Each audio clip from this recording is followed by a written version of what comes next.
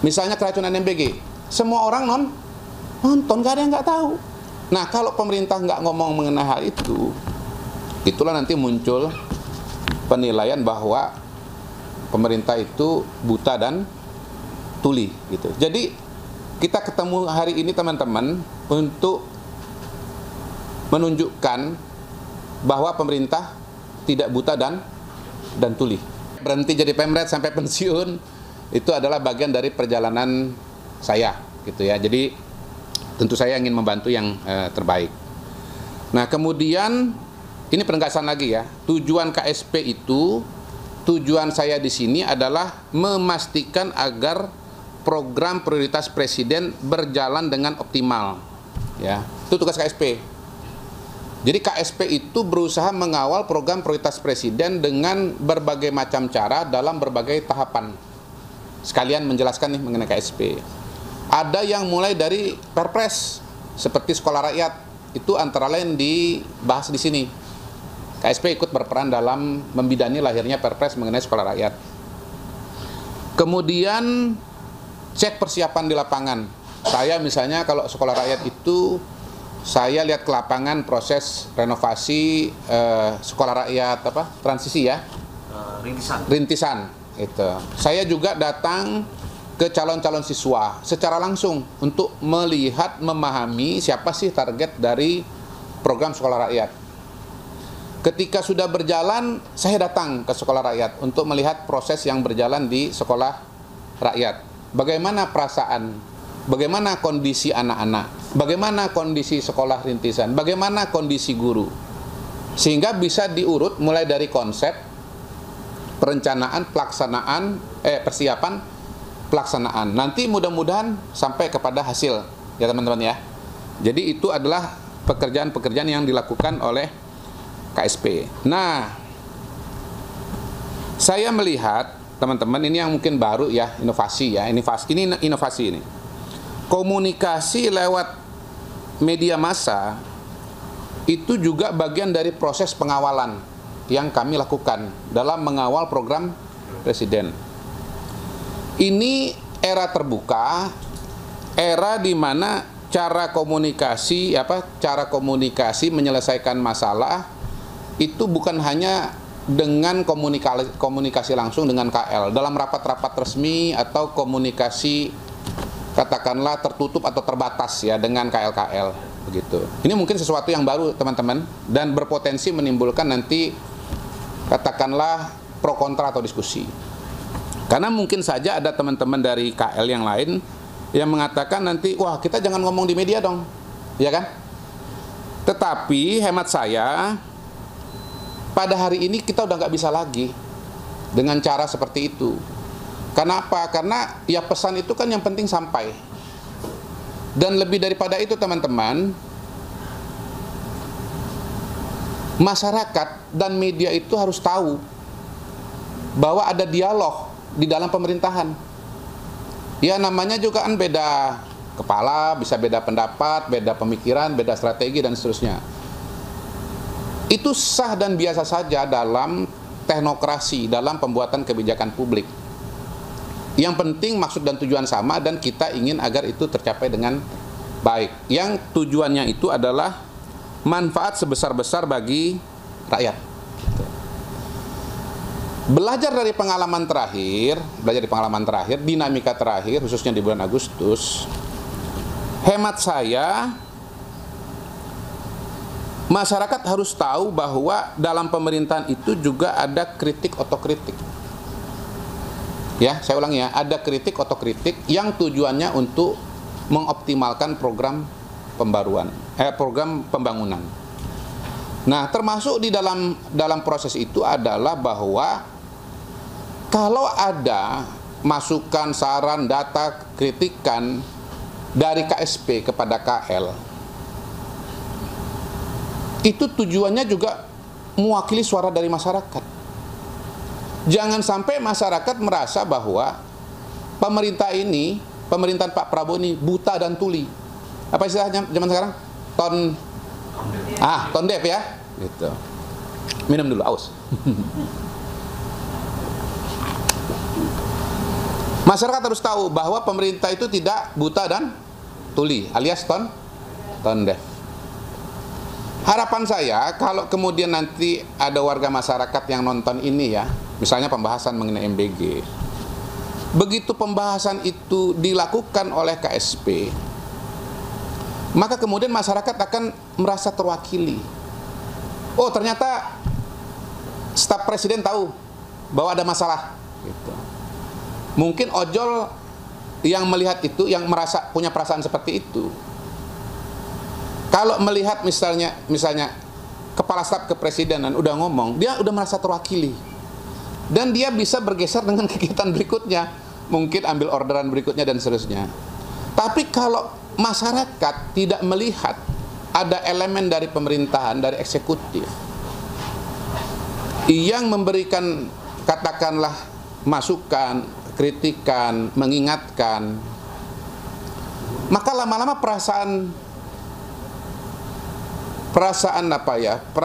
masalah-masalah yang dirasakan itu akan menumpuk. Bahasa sehari-harinya apa? 4 kali ya.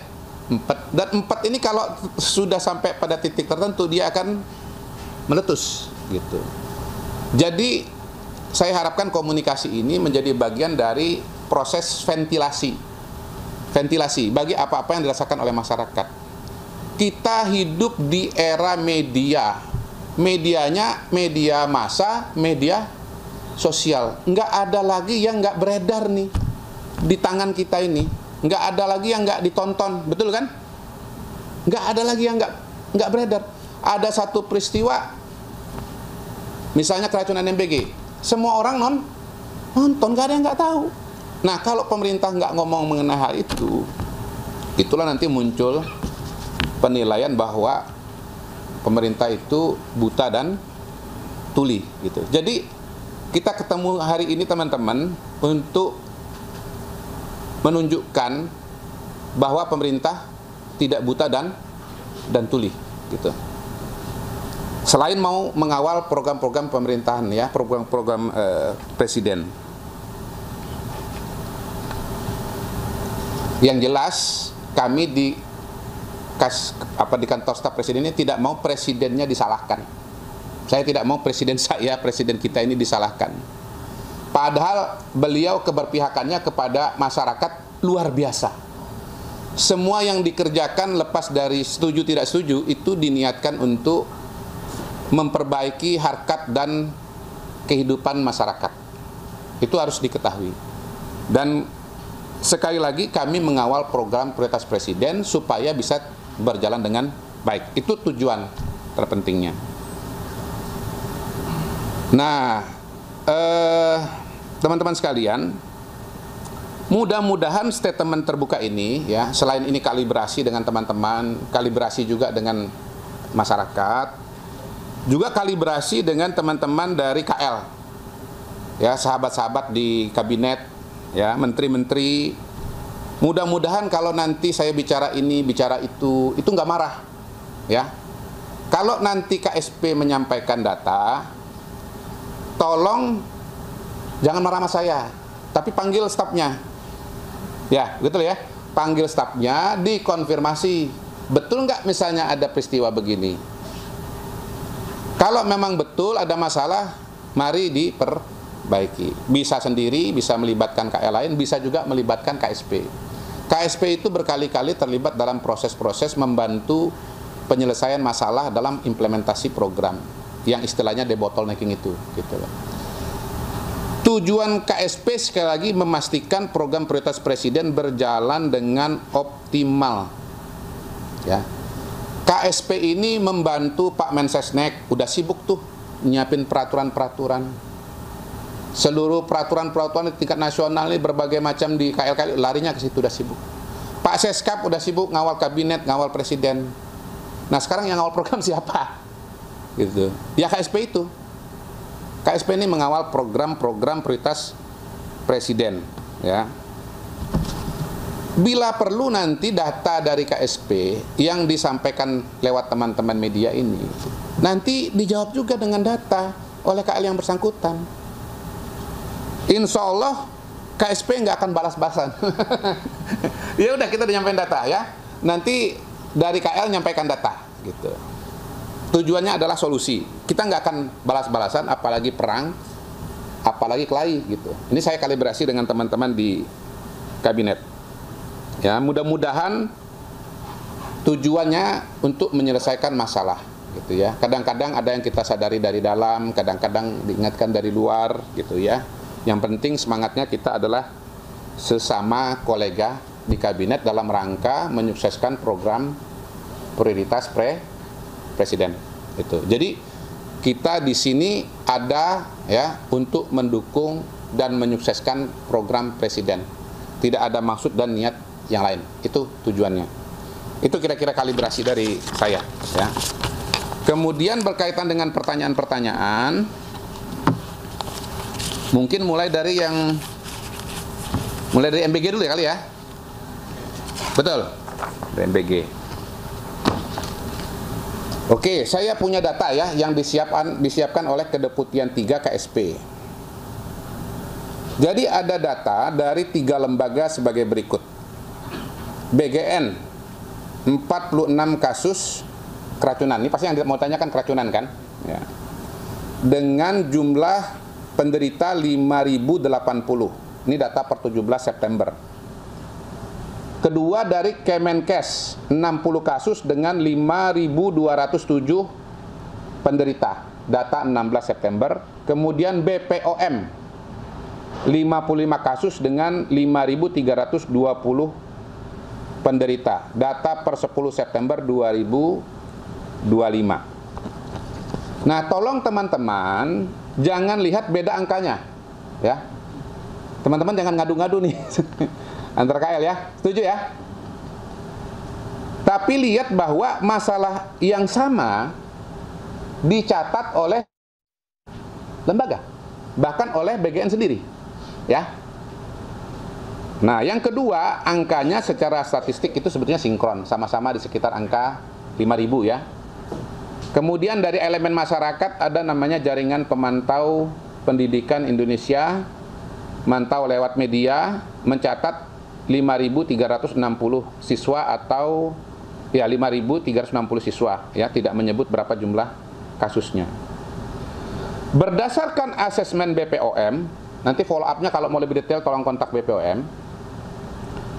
Puncak kejadian tertinggi pada bulan Agustus 2025 dengan sebaran terbanyak di Provinsi Jawa Barat.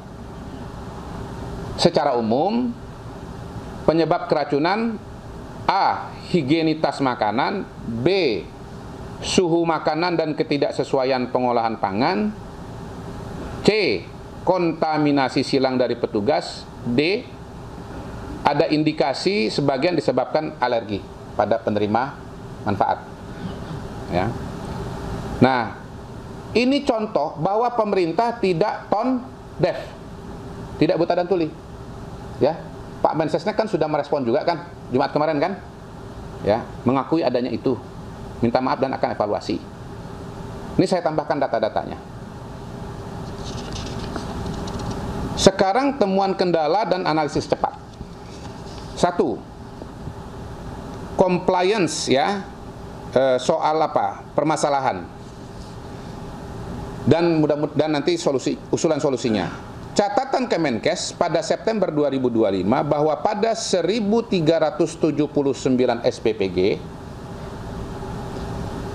ada 413 yang memiliki SOP keamanan pangan dan 312 SPPG yang menjalankan SOP. Dari sini kan sudah kelihatan, kalau mau mengatasi masalah ini maka kemudian SOP-nya harus ada, SOP keamanan pangan harus ada dan dijalankan. Pada sisi lain, Kemenkes memiliki sertifikasi layak higien dan sanitasi SLHS sebagai bukti tertulis untuk pemenuhan standar baku mutu dan persyaratan keamanan pangan olahan dan pangan siap saji. Jadi singkatnya, SPPG itu harus punya SLHS dari Kemenkes sebagai upaya mitigasi dan pencegahan keracunan pada program MBG. Ya ini kan contoh bagaimana satu program itu nggak bisa berdiri sendiri, terlibat juga KL yang lain. Berdasarkan data Kemenkes lagi, dari 8.583 SPPG per 22 September, ada 34 SPPG yang sudah memiliki SLHS. 8.549 SPPG existing belum memiliki SLHS. Hasil koordinasi dan pengecekan yang dilakukan oleh Kedeputian 3 KSP bahwa dari sisi regulasi dan aturan telah diterbitkan oleh BGN dan dibantu oleh BPOM. Ya, PR-nya adalah sisi aktivasi dan pengawasan kepatuhan. Kemudian soal maturitas dan manajerial SPPG. Data BPOM menunjukkan 9 dari 10 SPPG yang melaporkan insiden keracunan pangan pada periode Agustus-September 2025 adalah SPPG yang baru beroperasi kurang dari 1 bulan. Ya, jadi memang ini ada sisi-sisi rentannya. Katanya kalau pesawat itu paling riskan itu pada baru take off itu ya. Apa itu judulnya? 25 berapa detik apa itu ya? Per menit? Hah? Ada judul novelnya itu? Itu dia, critical relevant itu dia. Itu. Jadi di sini di BGN ini ada critical one month. Critical 30 days. Kira-kira begitu. Waduh, jangan senyum nanti ini lagi ngomongin keracunan nanti dipelintir lagi ini. Random check yang dilakukan oleh Kedeputian 3 terhadap beberapa SPPG, masih terdapat SPPG yang belum terinformasi dan mengaktifasi penerapan SOP di atas. Kemudian, ya, mungkin perlu dipikirkan strategi baru untuk mengejar target 30.000 SPPG. Sekaligus mengurangi risiko adanya pungutan-pungutan liar oleh yayasan kepada investor SPPG yang pada gilirannya akan menurunkan kualitas bahan dan gizi. Ya. Contohnya nih, kalau sekarang prosesnya dari bawah ke atas, mungkin bisa top down. Bahwa dari atas ini orang melamar ke yayasan-yayasan, nanti baru ke BGN. Orang itu maksudnya investor. Mungkin lama ini. Alternatif, ya, ini konkret aja nih langsung. Tawaran dari KSP. Dari target 83 juta penerima dan 30.000 SPPG, langsung saja itu dibikin titik-titiknya dan dibuka kepada publik. Silakan siapa yang mau membantu proses pendirian SPPG. Dengan cara seperti itu orang tahu titik-titik yang ada, bisa daftar online, tinggal dibuka saja, lalu ikut prosedur. Mana yang daftar memenuhi syarat diberikan kesempatan untuk membangun. Begitu lewat dari batas waktu, tidak berhasil, gagal, diganti dengan pendaftar berikutnya. Ya toh? Dengan cara seperti itu langsung seluruh Indonesia akan tahu titik-titik yang masih tersedia atau masih tersisa. Ya, saya sebut masih tersisa karena ini sudah banyak yang berdiri. Yang kedua, dengan cara itu bisa mengurangi adanya pungli-pungli oleh yayasan-yayasan yang keluar dari koridor. Saya mau mengingatkan dalam rangka menjaga program Presiden dalam menjaga anak-anak kita. Kalau ada pungli pada SPPG, maka alokasi angka 10.000 untuk bahan pangan EBG ini nanti bisa berkurang, tergantung berapa punglinya. Itu yang saya katakan, nanti kualitas gizi dan kualitas bahannya akan menurun, yang ujungnya bisa menimbulkan resiko keracunan. Nanti yang dibeli adalah bahan-bahan yang kualitas rendah. Itu. Kenapa hal ini menjadi penting? Ini bukan semata-mata angka uang, tapi ini adalah kesuksesan dari program MBG tersebut. Kalau dijalankan dengan benar, teman-teman sekalian, ya, pengelolaan SPPG, ya, manajemen SPPG, ya, tidak ada pungli, sesuai dengan SOP, ada SLHS, insya Allah program MBG akan berjalan dengan baik dan resiko keracunan bisa diatasi. Ya. Nah, konkretnya apa, teman-teman? Ya, jadi SLHS harus ada di semua SPPG. Kemudian untuk mengatasi masalah maturitas SPPG agar Kementerian Kesehatan dapat menugaskan Dinas Kesehatan atau Puskesmas yang terdekat, ada 10.000 Puskesmas di seluruh Indonesia untuk membantu pengawasan SPPG melalui inspeksi kesehatan lingkungan setiap bulan, ya. Atau misalnya karena bulan pertama tadi critical one month, ya, itu bila perlu seminggu sekali. Konkret nih, soal apakah ini bisa diimplementasikan atau tidak, silahkan komunikasi KL yang bersangkutan, ya, misalnya bagian dengan Kementerian Kesehatan. Nah, sebetulnya hal ini juga sudah direkomendasikan dalam rapat koordinasi lintas KL terkait pencegahan dan penanggulangan keamanan pangan pada tanggal 11 September 2025. Sekali lagi, ini menunjukkan bahwa pemerintah tidak tutup mata, tidak buta dan tuli, ya. Itu teman-teman intinya, ya, mengenai MBG dan isu keracunan. Wah, ini sebentar lagi saya harus jalan. Oke. Kemudian topik berikutnya, Kenaikan gaji, Pak. ya, Kenaikan gaji, Pak. kenaikan gaji. Betul. Oke, kenaikan gaji. Sampai saat ini kebijakan kenaikan gaji belum bisa dipastikan, ya.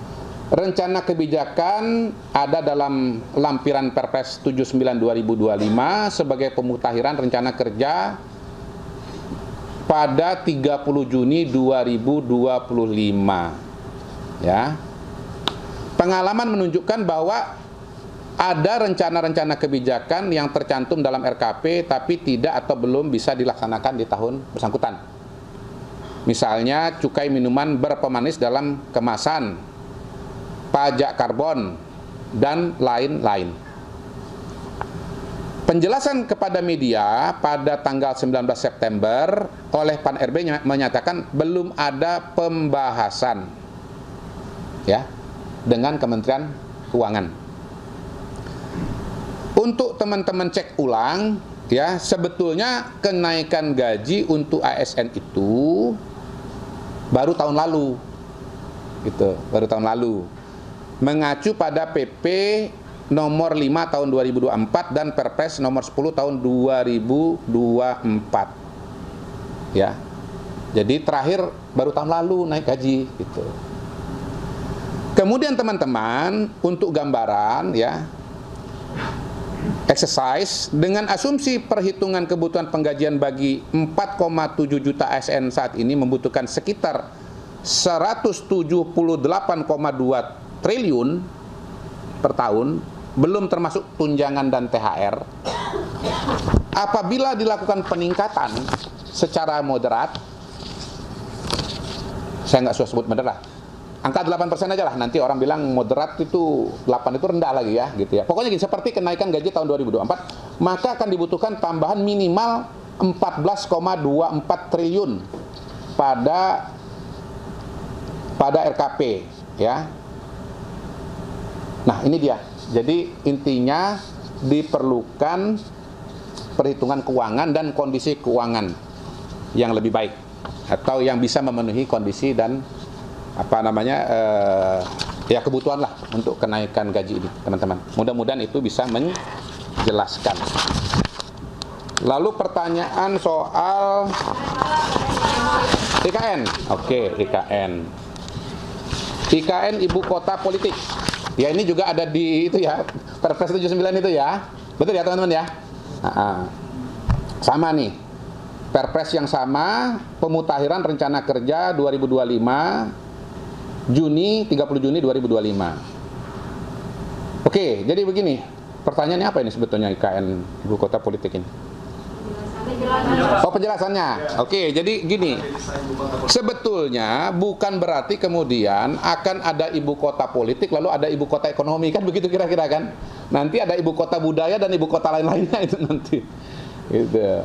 Enggak begitu maksudnya. Intinya begini, kalau mau difungsikan sebagai pusat pemerintahan, sebagai ibu kota, maka 3 lembaga yang merupakan pilar ya, kenegaraan, apa aja tuh?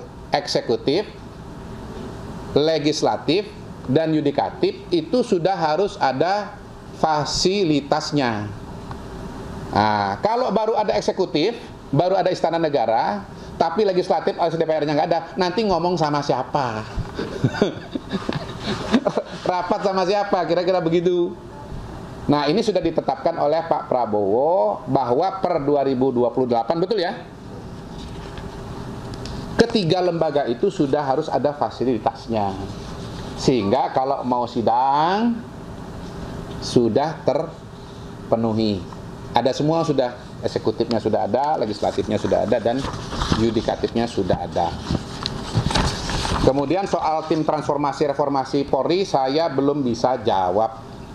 Ya, belum sempat telepon kiri, telepon kanan. Gitu.